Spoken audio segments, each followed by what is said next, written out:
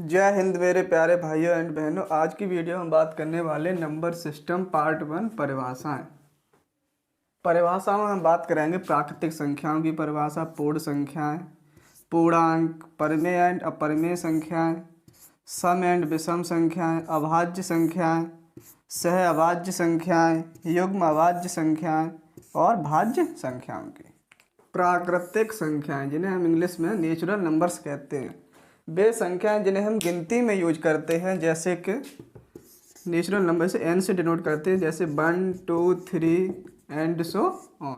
प्राकृतिक संख्याओं को हिंदू अरेबिक संख्याएं भी कहते हैं। जैसे कि कभी आपके पेपर में पूछ लिया जाए कि पांच प्रथम हिंदू अरेबिक संख्याओं का योग बताइए, तो घबराने की कोई ज़रूरत नहीं है। प्राकृतिक संख्याएँ होती हैं, ये प्राकृतिक जो संख्याएँ होती हैं इन्हें ही हिंदू अरेबिक संख्याएँ कहते हैं। तो अगर पूछे जाए 5 प्रथम हिंदू अरेबिक संख्याओं का योग ज्ञात कीजिए, तो आपको क्या करना है, 1 2 3 4 5 इनका जो योग कर देंगे भाई आपका आंसर हो जाएगा। पूर्ण संख्या इन्हें हम इंग्लिश में कहते हैं होल नंबर्स। अगर प्राकृतिक संख्याओं में जीरो को भी ऐड कर दिया जाए तो वो संख्या क्या बन जाती है, पूर्ण संख्या। इसे W से डिनोट करते हैं, जैसे कि 0 1 2 3 एंड सो ऑन। मतलब प्राकृतिक संख्याओं में अगर जीरो को भी ऐड करते तो वो संख्या क्या बन जाती है, पूर्ण संख्या। यहाँ से हम कह सकते हैं कि सभी प्राकृतिक संख्याएं पूर्ण संख्याएं होती हैं। पूर्णांक इन्हें हम इंग्लिश में बोलते हैं इंटीजर्स। सभी पूर्ण संख्याएं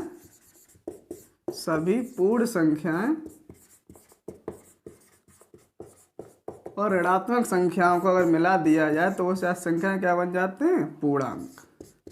सभी पूर्ण संख्याएं और ऋणात्मक संख्याएं वो क्या होंगी, सभी पूर्ण संख्या क्या थी, 0 1 2 3 4 एंड सो ऑन।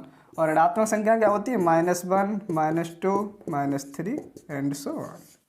तो ये सब क्या हो जाएंगे, पूर्णांक। सभी पूर्ण संख्या और ऋणात्मक संख्या क्या होते हैं, पूर्णांक। पूर्णांक 3 प्रकार के होते हैं, कौन कौन से, धन पूर्णांक, नंबर 1 धन पूर्णांक,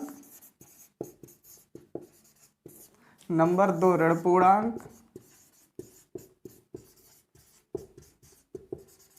और नंबर 3 उदासीन पूर्णांक। तो धन पूर्णांक कौन कौन से, जो प्राकृतिक संख्याएं होती हैं, जो प्राकृतिक संख्याएं होती हैं वो ही धन पूर्णांक होती है, जैसे कि 1 2 3 एंड सो ऑन। और ऋण पूर्णांक क्या हो, जो ऋणात्मक संख्याएं होंगी वो क्या होंगे, ऋण पूर्णांक। तो ये क्या होगा, -1 -2 -3 एंड सो ऑन। अब जीरो बचा, ये जीरो क्या हो जाएगा, उदासीन पूर्णांक यानी कि 0। परिमेय संख्याएं इन्हें हम इंग्लिश में बोलते हैं रेशनल नंबर। वे संख्याएं जिन्हें हम P/Q के रूप में लिख सकते हैं, मतलब भिन्न के रूप में, P/Q यानी कि भिन्न के रूप में जिन्हें हम लिख सकते हैं। और यहाँ पर 2 कंडीशन और होती हैं P और Q के लिए, कि P तथा Q क्या होने चाहिए, पूर्णांक होने चाहिए, और Q कभी भी 0 के बराबर नहीं होना चाहिए। वो संख्या क्या होंगी, परिमेय संख्या। जैसे कि 1 2 3 -1 -2 5/2 3/4 -5/4, ये संख्या क्या होंगी, परिमेय संख्या। अब आपके दिमाग में ये क्वेश्चन उठ रहा होगा कि इन संख्याओं में तो Q है ही नहीं, जैसे कि ये हो गया 1 2 3, तो ये तो P/Q के रूप में है ही नहीं। इस संख्या में कोई हर नहीं होता है, तो इसको, ये 1 है, इसको हम क्या लिख सकते हैं, 1/1 भी तो लिख सकते हैं। तो ये अब P/Q के रूप में हो गया, नहीं हो गया। और P तथा Q पूर्णांक, तो ये पूर्णांक भी है P और Q, और दूसरी Q 0 के बराबर नहीं है। तो ये संख्या क्या हुई, परिमेय संख्या। अपरिमेय संख्या इन्हें इंग्लिश में बोलते हैं इरेशनल नंबर। अपरिमेय संख्या क्या होती है, जिन्हें हम P/Q के रूप में यानी भिन्न के रूप में नहीं लिख सकते हैं। और P तथा Q क्या होना चाहिए, बाकी दोनों जो शर्तें हैं वो वही होनी चाहिए। P तथा Q क्या होना चाहिए, पूर्णांक होना चाहिए, और Q कभी भी 0 के बराबर नहीं होना चाहिए। तो ऐसी संख्याएं क्या होंगी, जैसे √3 हो गया, √5 हो गया, पाई हो गया, -√7 हो गया। ये संख्याएं क्या होंगी, अपरिमेय संख्या। इन्हें हम P/Q के रूप में नहीं लिख सकते हैं। अब आपके दिमाग में बात उठ रही होगी कि √3 को भी हम √3 1 लिख सकते हैं तो ये पी अपॉन क्यू के रूप में हो गई। अब मान लिया हमने ये पी अपॉन क्यू के रूप में हो गई, लेकिन दूसरी कंडीशन क्या, 2 कंडीशंस क्या है इसके साथ, पी तथा क्यू क्या होना चाहिए, पूर्णांक। अब √3 क्या पूर्णांक है, नहीं है, इसलिए ये संख्या कैसी है, अपरिमेय संख्या। पाई कैसी, अपरिमेय संख्या, लेकिन जो पाई का मान है जो 22/7, पाई कैसी है, अपरिमेय संख्या, लेकिन पाई का मान है जो 22/7 वो कैसा है, वो परिमेय संख्या है। सम संख्या, ऐसे हम इंग्लिश में क्या बोलते हैं, इवन नंबर। सम संख्या क्या होती है, वे संख्याएं जिनमें 2 का पूरा भाग चला जाए, यानी कि अगर 2 का उसमें हम भाग दें किसी भी संख्या में तो कुछ भी शेष ना बचे, वो संख्या क्या होती है, सम संख्याएं। जैसे कि 2, 4, 6, 8, अगर इन संख्याओं में हम 2 से भाग दें तो कुछ भी शेष नहीं बचेगा, तो ये संख्या क्या है, सम संख्या है। विषम संख्या, ऑड नंबर, जिन संख्याओं में हम 2 से भाग दें, अगर हम किसी भी संख्या में 2 से भाग दें तो भाग अगर पूरा नहीं जाए तो वो संख्या क्या होंगी, विषम संख्या। यानी जिन संख्याओं में 2 से पूरा भाग नहीं जाता है, यानी कुछ न कुछ शेष जरूर बचता है, वो संख्या क्या होती है, विषम संख्या। जैसे कि 1, 3, 5, 7, ये संख्या क्या होंगी, विषम। 2 क्रमागत संख्याओं के वर्गों का अंतर एक विषम संख्या होती है जो दोनों संख्याओं के योग के बराबर होती है। ऐसा कैसे होता है, चलो देखते हैं। एक एग्जाम्पल ले लो, माना 2 संख्याएं 10 और 11। अब क्या कह रहा है, 2 क्रमागत, ये दोनों संख्या कैसी हो, क्रमागत लगातार, ठीक है, क्रमागत हो गई। संख्याओं के वर्गों का अंतर क्या होगा, एक विषम संख्या होगी। इनके वर्गों का अंतर कर लो, 11² माइनस 10², तो 11 में 121 और 10 दाएँ 100, तो कितना आया, 21। एक विषम संख्या जो दोनों संख्याओं के योग के बराबर होती है। दोनों संख्या 10 और 11 कितने हुए, 21।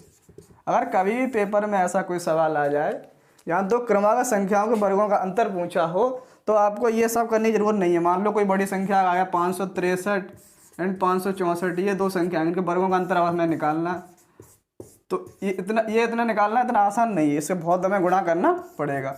563 ये और करने के लिए आ जाए पेपर में, तो इसमें हमें क्या करना है, ऐसा ना करते हुए हमें क्या करना, इन दोनों संख्याओं का योग कर देना है। 563 और 564 को जोड़ देंगे, जो इसका जोड़ आएगा वही हमारा क्या होगा, आंसर होगा। अभाज्य संख्या, इन्हें इंग्लिश में क्या बोलते हैं, प्राइम नंबर। वे संख्याएं जिनके सिर्फ और सिर्फ 2 ही गुणनखंड हों, सिर्फ और सिर्फ, न 2 से कम न 2 से ज़्यादा, सिर्फ और सिर्फ कितने गुणनखंड हों, सिर्फ और सिर्फ 2 ही गुणनखंड हों, वो संख्या क्या होती हैं, अभाज्य संख्याएं। वो कौन कौन से होंगे, 2, 3, 5, 7, 11, 13, 17, ये सभी संख्या क्या होंगी, अभाज्य संख्याएं। इनके सिर्फ और सिर्फ कितने गुणनखंड हैं, 2 ही गुणनखंड है, न 2 से कम न 2 से ज़्यादा। सबसे छोटी अभाज्य संख्या कौन सी है, सबसे छोटी अभाज्य संख्या कौन सी है, 2। संख्या जो सम है और अभाज्य है, यानी सम अभाज्य संख्या, वो कौन सी संख्या होगी, 2। ये 2 क्या है, सम भी है और अभाज्य भी है, तो ये संख्या कैसी होगी, सम अभाज्य संख्या। 1 से लेकर 50 तक अभाज्य संख्या कितनी है, 15, और 51 से लेकर 100 तक अभाज्य संख्या कितनी है, 10। तो टोटल 1 से लेकर 100 तक अभाज्य संख्या कितनी हो जाएंगी, 25। 1 से लेकर 100 तक अभाज्य संख्या कितनी है, 25। 1 से लेकर 50 तक अभाज्य संख्या का योग कितना होता है, 328, और 51 से लेकर 100 तक अभाज्य संख्या का योग कितना होता है, 732। तो टोटल 1 से लेकर अगर 100 तक अभाज्य संख्या का योग पूछा जाए तो वो कितना हो जाएगा, 1060। सह अभाज्य संख्याएं, को प्राइम नंबर्स, ऐसी संख्याओं के जोड़े जिनका मासा 1 हो, सह अभाज्य संख्याएं कहलाती हैं। जिनका मासा कितना हो, ऐसी संख्याओं के जोड़े जिनका मासा कितना हो, 1 हो। ऐसी संख्या क्या होंगी, 2,3, 5,9, 3,7, 21,65, ये संख्या क्या होंगी, सह अभाज्य संख्या, यानी कि इन संख्याओं का जो मासा होगा वो कितना होगा, 1 होगा। युग्म अभाज्य संख्या, ट्विन प्राइम नंबर्स, ऐसी 2 अभाज्य संख्याएं, ऐसी 2 अभाज्य संख्याएं जिनका अंतर कितना हो, जिनका अंतर 2 हो। ऐसी दो अभाज्य संख्या जिनका अंतर 2 हो। तो 3,5, 5,7, 11,13 ये संख्या क्या होंगी? युग्म अभाज्य संख्या। इनका अंतर कितना? देखो चेक कर लो, 3 और 2 5, 2 का अंतर हुआ, 5 और 2 7 और 11,13। मतलब ऐसी दो अभाज्य संख्या, दोनों संख्या कैसी अभाज्य हैं, ऐसी दो अभाज्य संख्या जिनका अंतर कितना हो? 2 हो, तो क्या कहलाएंगे? युग्म अभाज्य संख्या। भाज्य संख्याएं कंपोजिट नंबर्स। भाज्य संख्या को इंग्लिश में क्या कहते हैं? Composite numbers. ऐसी संख्याएं जिनके 2 से अधिक गुणनखंड हो, ऐसी संख्याएं जिनके 2 से अधिक गुणनखंड हो, यानी कि 3, 4, 5 कितने होने चाहिए? 2 से अधिक होने चाहिए। ऐसी संख्या जिनके 2 से अधिक गुणनखंड हो, वो संख्या क्या होंगी? भाज्य संख्या, कंपोजिट नंबर। जैसे कि 4, 6, 8, 9, 10 ये संख्या क्या होंगी? भाज्य संख्याएं, यानी कि इनके कितने? 2 से अधिक गुणनखंड हैं, यानी 3, 4, 5 कितने वो? मतलब 2 से अधिक होने चाहिए, वो संख्या क्या होती है? भाज्य संख्या।